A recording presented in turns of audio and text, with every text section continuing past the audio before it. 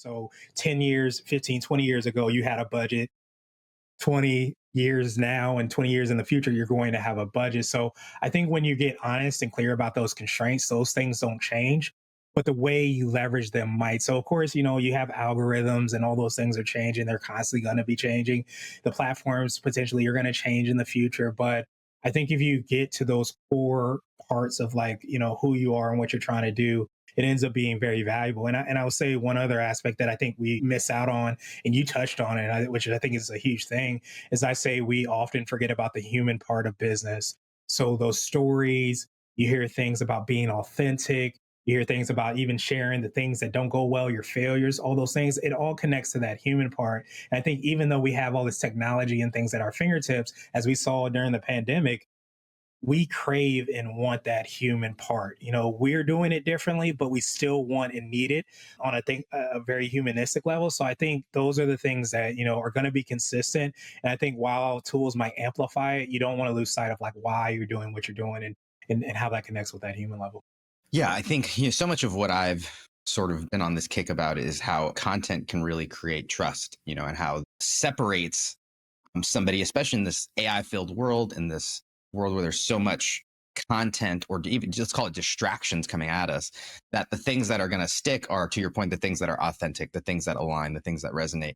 And it's, I don't know if to say it's harder. It seems like it's just easier to do that sort of at scale, or, in a way that can affect lots of people through something like a video or content, or, pick your choice, right? Whether it's TikTok or Instagram or YouTube, but the ability to have your face there interacting and building that relationship with people when you're not there, it just seems like an over indexed, like something that people should absolutely be taking advantage of, that most, not to say most, that a lot or too many aren't. Yeah, absolutely. And I think that a lot of times people get hesitant to say, hey, no one wants to hear my story. Like you said, your client, or who wants to hear my story and things like that. But it's so funny that you will say your story sometimes 100 times, you'll post it a million times on social, and someone will be like, I never knew that about you. And it's like, wait a minute, I've been posting it for the last like 10 years. And it's like, I never saw that. But I think that speaks to one, algorithms, those play a big part.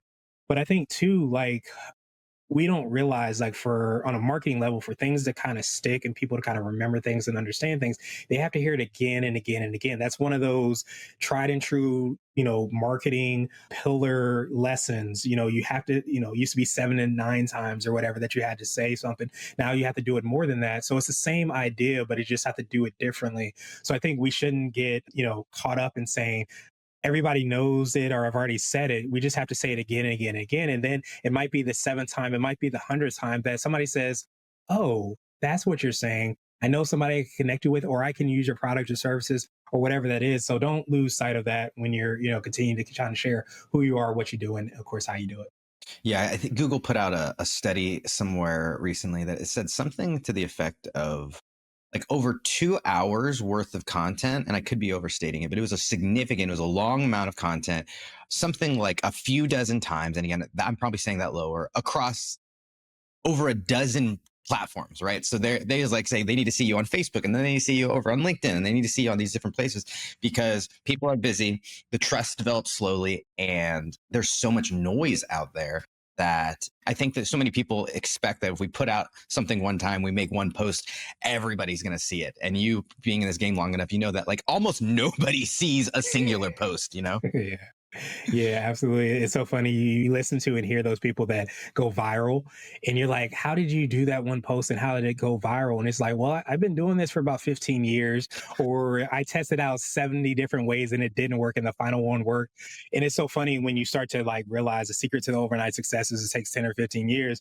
It's not that one time, it's doing it over and over again, getting better at your craft. You look at people like Mr. Beast, you really start to drill down into those stories, which is why I love podcasting, because you start to drill down a little bit more into how a person got to where they were. And it often is not, I woke up, I tried something, I hit it off, and then I don't have to do anything else. It's very rarely that. So I think it starts to give a reality on what that journey, what, entrepreneurship and business ultimately looks like.